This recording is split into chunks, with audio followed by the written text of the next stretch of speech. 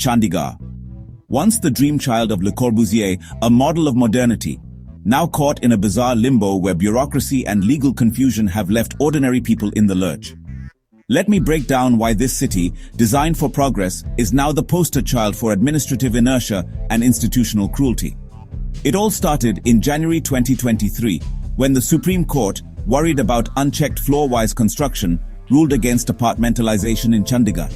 The city's administrators, perhaps a bit too eager or too cautious, reacted by banning the share-wise sale of property. That means if you own a part of a house with someone who isn't your family, you can't sell your share to anyone else. Sounds technical, but the impact is brutal. Hundreds of property sales have frozen. Imagine being desperate to sell because you need the money, but you're stuck. No buyers, no way out. Some people have been forced to sell for peanuts just to escape the deadlock. Senior citizens, NRIs, middle-class families. Many have lost their financial lifeline. And the government? It's missed out on crores in stamp duty. Why this deadlock? The administration claims their hands are tied by court orders. Legal minds, however, say that's just not true. The Supreme Court never banned share-wise sales outright. The High Court even suggested the city could allow transfers between existing co-owners or in non-heritage sectors. But nobody's acted. Files just bounce from one desk to another. Meanwhile, Parliament debates, but the Ministry of Home Affairs just shrugs and repeats, sub judice, as if that's a magic word to avoid responsibility.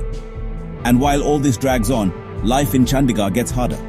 Over 70% of surveillance cameras don't work. Water and electricity bills have soared. Community centers are locked up, civic projects are delayed, and green spaces are drying out. The municipal corporation and the UT administration, they blame each other for the mess, leaving residents with little more than excuses. Here's the thing, this stalemate isn't just about legal confusion. There's a growing sense that some want it this way. Certain insiders, property dealers, and associations benefit from distressed sellers and a frozen market. Bureaucrats avoid hard decisions, developers snap up bargains, and the rest of us pay the price.